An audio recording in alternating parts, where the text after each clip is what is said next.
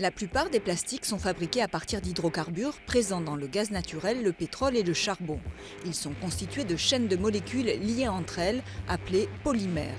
Il existe deux grandes familles de polymères, les thermoplastiques. Ils représentent environ 80% de la consommation mondiale de plastique.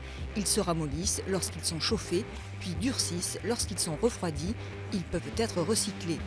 Les thermodurcissables, ce sont des substances qui durcissent définitivement et ne se ramollissent pas une fois chauffées. En 1950, l'industrie produisait 2 millions de tonnes de plastique par an. Aujourd'hui, ce chiffre s'élève à 400 millions de tonnes. Les plastiques peuvent être recyclés en une grande variété de biens de consommation.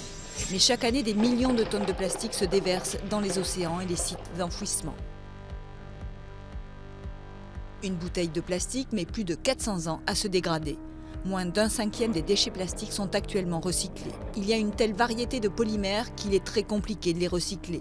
Il est donc moins cher de fabriquer du plastique neuf que de le recycler. Alors quelles sont les solutions ?